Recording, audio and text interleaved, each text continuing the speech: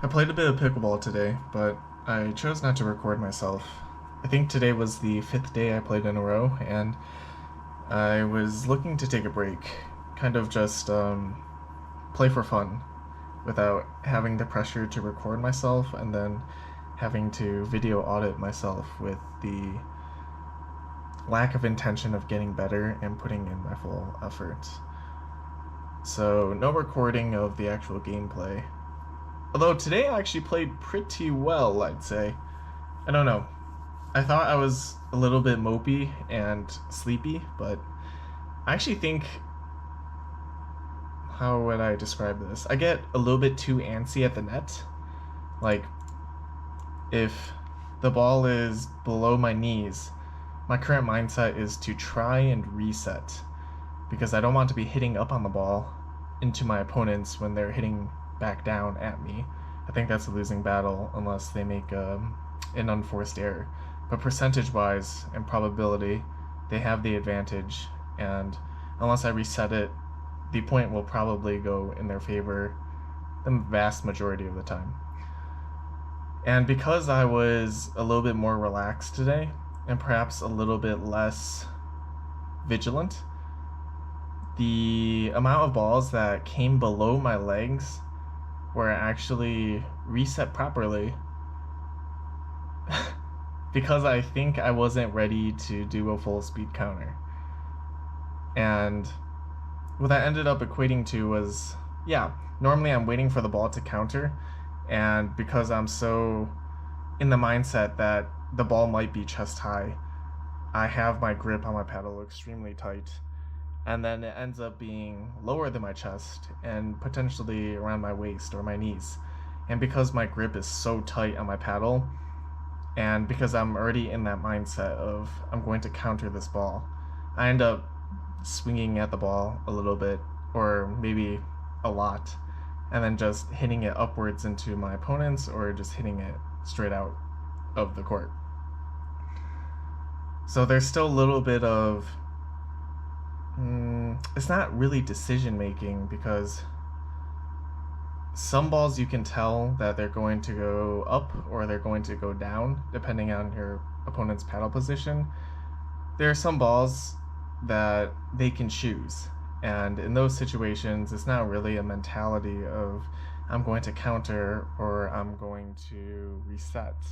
I think that's more instinctual, and it's just a habit that I'm going to have to build up over time to subconsciously and unconsciously recognize it's below my waist, it's time to reset, loosen up my paddle grip, or it is actually above my waist and I'm going to do a counter. So, surprisingly, today, the resets were actually very good. And I think I'm going to have to figure out a drill to practice just resetting and countering and figuring it out as the ball is coming into my face, I guess. And even leaving balls that are out. I think I've gotten a little bit better at that, but still keeping my paddle around my chest height, there's a bad tendency to still reach up sometimes and tagging a ball that is going completely out. Again, just because I'm in the mentality of countering, or I'm in the mentality of I know the ball's going to be fast, and I just have to make contact with it with a short swing. But even so, making contact with it, I have to add the clause of the ball needs to be around my chest height for me to actually go after it. And that clause is often missing from my intention or my pursuit, so I end up just touching out balls that are going way too out for no apparent reason. What else happened? So I guess today I'm just going to talk about things that I want to work on. Specifically, I think there's 2 or 3 things that I think would be great to improve on. So let me just prep this. The first is when all 4 players are at the net, the ball is here, I think I've gotten very comfortable with dinking cross court, and when I am doing aggressive speed ups, not speed ups, sorry, when I'm doing aggressive dinking, and it's going back and forth here, even if perhaps I'm the one dinking with higher power, and they're the one dinking back more defensively with slice or more or less dead drops, a lot of the times I'm taking advantage by doing like a medium power shot either down the line or trying to exploit this cross court if his partner is pulled off. What ends up happening more often than not is this down the line shot, sometimes it's hard to execute because the net height is higher at the sides of the pole. And I have to work on some type of more top spinny shot to get over the initial height while still maintaining enough speed to actually be a speed up down the line. More often than not, because the down the line shot is pretty difficult to make most of the time, I'm doing this middle cross court speed up. But because their partner is good, if his partner is pulled off the court, usually that means this partner is actually pulled middle of the court and is guarding more of the center. And sometimes I just don't think they have the middle guarded, but they end up having the middle guarded, and the middle shot just doesn't pan out. So then it becomes a question of how can I exploit this partner without having to speed up, because maybe the speed up options are actually closed if this person is very fast at their hands. And I think I need to develop a shot that ends up pushing middle here in such a way that there's a rule called respect the X, where I guess if a ball is traveling directly at a person and they have their paddle and their paddle is directly traveling perpendicular to the ball, the odds of mishitting is really, really low, because if they hit early or late, say here or here, like they'll still make solid contact with the ball the vast majority of the time. And if it's center court, even if it's like slightly off, it'll probably still land in. The opposite of that is the ball is moving away from them.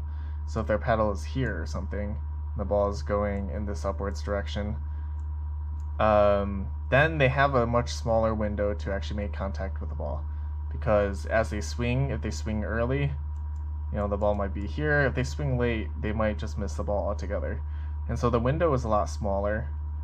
And as such, I want to be able to exploit putting balls in positions where the opponents would be hitting it while it's traveling away from them. And so in this case, I'm pulling this guy out wide. This guy will be probably moving middle to cover. Let's just say he's moving here. Let me get rid of some of these lines. Assuming the speed up is closed and this guy's pulled out and the other guy's playing defensive, I need to hit a shot that is not low power, because if it's low power going this way, the pressure might be released by having his partner here end up collecting this ball and allowing this partner to reset his tempo and his position. So I want to continue applying pressure to this partner specifically without getting this guy involved.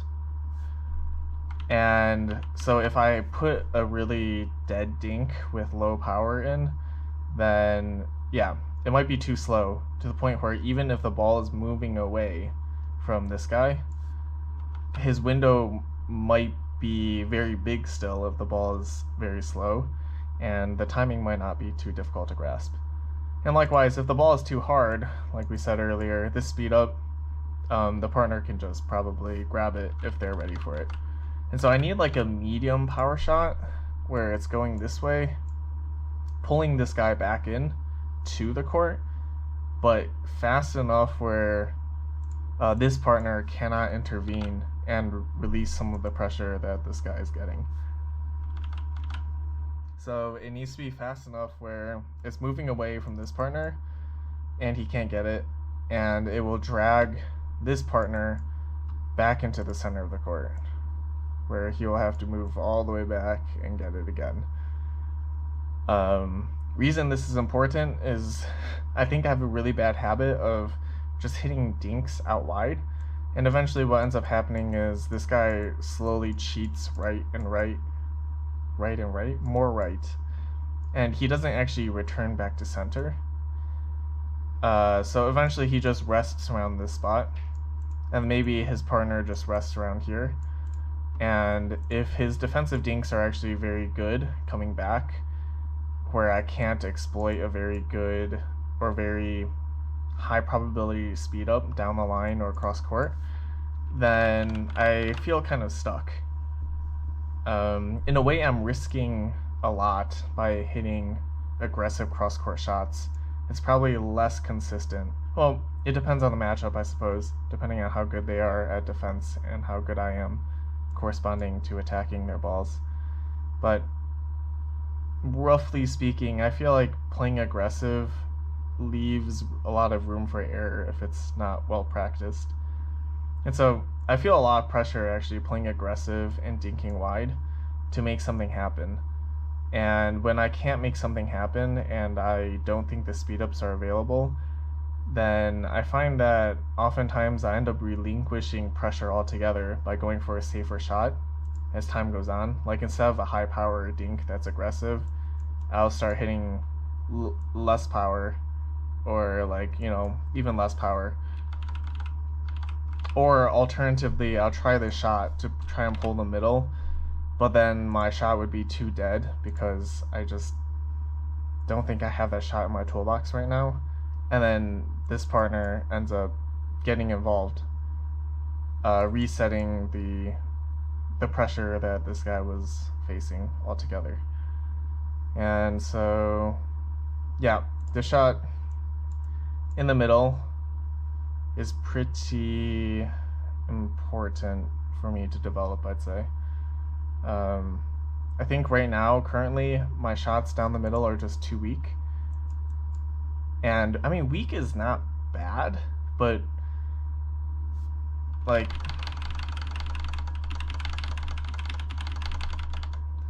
I'd say if I hit it weak, it needs to go here. Like, the angle for this person to get involved, it has to be even further out at an angle.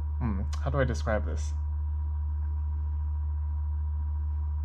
With the ball moving away from the opponent, the window of timing becomes harder to hit. And that angle, I guess, is dependent on this, where the ball trajectory is, this angle. If I hit a ball here, the angle is going to be way smaller. Wait, that's not true. I guess it's this angle, actually. This angle. Okay, it's really late at night. I'm sure there's like some mathematical triangle angle, law or something. Whatever. I need to hit an angled shot that is more angled if it's weaker. Because even an angled shot like this that's short can still drag this person back center to get it. Or I need to hit a harder shot middle where the timing window is still small because of the ball speed and reducing the chance for them to get it that way. Okay. What else? Second thing I want to work on, hypothetically.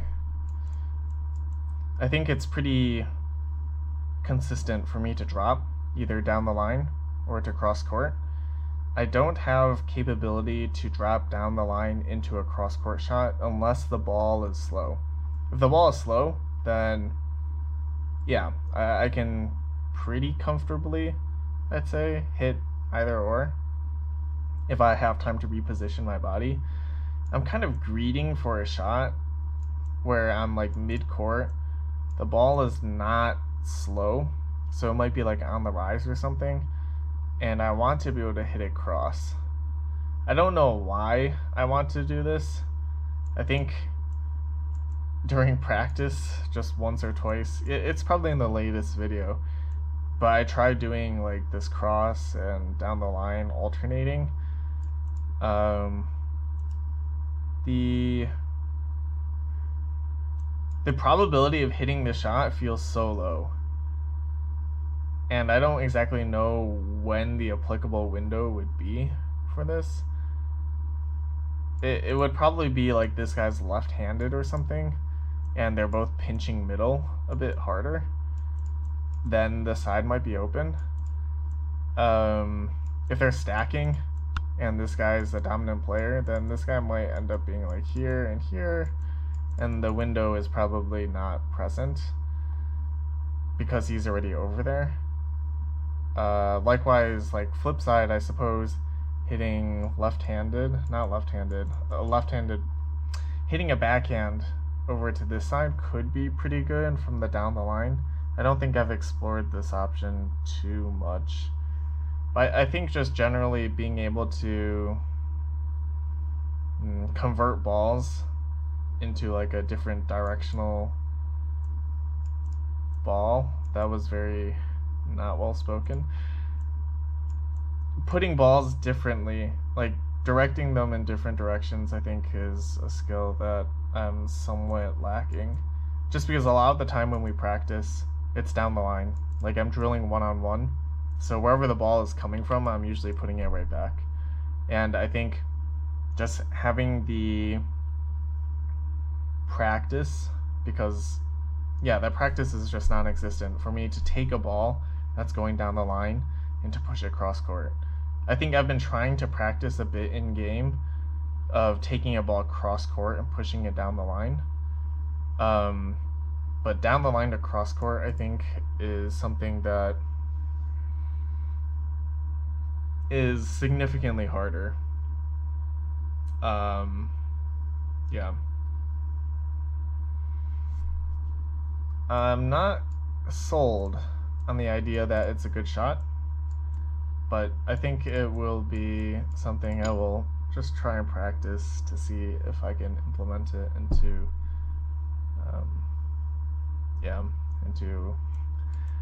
my shot selection. There's one other thing that I kind of forgot. I talked about resets below my knee and how it has to be subconscious, because sometimes the ball can be high or low and I wouldn't know unless I just guess. I talked about dropping or redirecting the ball cross court, and I talked about developing a middle shot that maintains pressure on one player but doesn't allow their partner to get into the court. I think that's it, honestly. Those 3 things I'll probably be working on next week.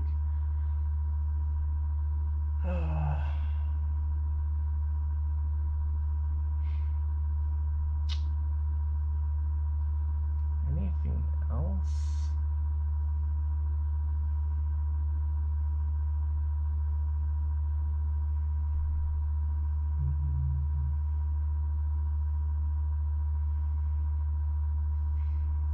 I suppose the one thing that I need to eventually get better at is I think I'm pretty adept at hitting right-handed ATPs. I'm not very good at hitting left-handed ATPs. Like going through the left side, I can't really cup the ball as well with my backhand, and I'm not exactly sure how to remedy that. Maybe I just don't and only hit it an ATP if I hit it straight without curving the ball in. But I'm sure there's some grip manipulation for me to kind of play with where I can cut the ball. But I don't know. Since it's I'm using my right hand, I'm cupping it on my left side, it seems very unnatural. And I'll have to look into that a bit more.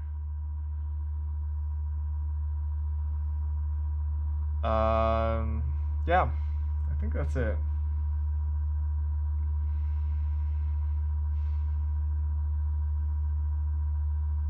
trying to think, but my brain is kind of sluggish.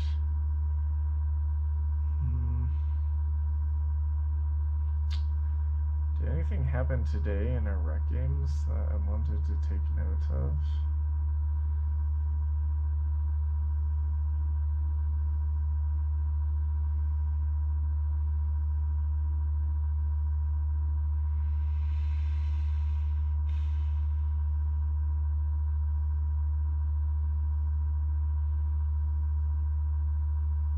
There is one more shot that I think I can talk about.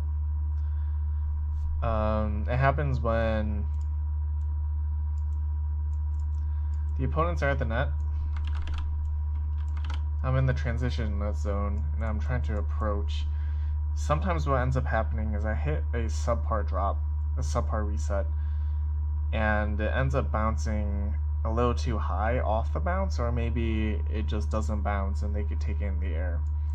There's a few times where I'm approaching the kitchen line thinking the ball will be waist height, and so therefore it's probably like a reset ball instead of an attacking ball. And then it ends up being like chest height.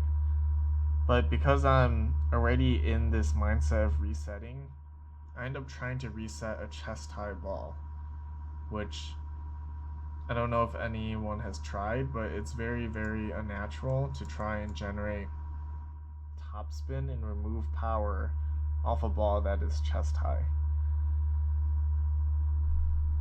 I'm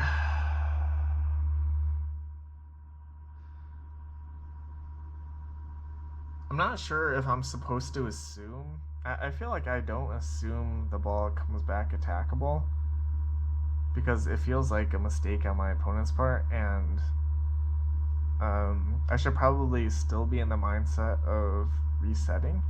I just don't know if I need to practice resetting chest high balls, or if I need to practice snapping chest high balls out of the air and attacking them when my paddle is low. I mean, because my paddle is waist high, anticipating a low ball, the amount of time it takes for me to pull my paddle up and then attack the ball, it takes some time. And the closer I am to the kitchen, the more unnatural, the more dangerous it gets. Sorry. The closer I am to the kitchen, the less reaction time I have for me to actually pull the paddle up to my chest height and to attack it.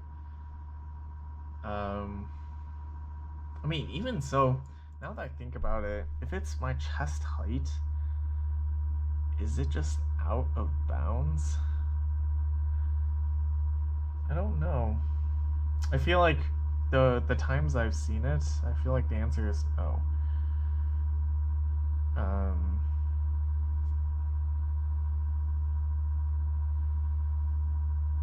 Yeah, I'm not too sure. There's like two solutions I can think about right away. The first one is, again, maybe it goes back to something I've already said with being able to redirect the ball. If the ball's coming chest high, what ends up happening a lot is I'm too scared to reset it hard. That does not quite make sense. I'm too scared to... Like, for me to reset the ball, I'm essentially putting a lot of spin on it, because I can't really use my body weight or my body to kind of absorb any of that power or to do anything with it, really, because it's so high. And so I'm putting spin on the ball, but I'm also kind of scared of putting too much spin on the ball, because then it'll just, jump up and be attackable, or it might not even fall if I mishit it. But a lot of the mentality is me hitting it back straight. But what maybe I should do and look at is increasing the spin and going cross court. Increasing the spin will give me more time for the ball to drop, and I won't have to be too worried about the paddle speed. I won't have to worry about the ball being too high, I guess, because of the increased distance the ball is allowed to drop. with the with the extra spin. So maybe I should try that, which I don't think in my current recollection I've ever tried before. So I suppose that's one more thing to drill, and just to see if it works out. So 4 things total? I think that's right. Okay. I mean, this kind of goes back to cross-court shots from the down-the-line shot. It like falls into the same category, so maybe I won't count it. But, alright, I'm tired. Goodbye.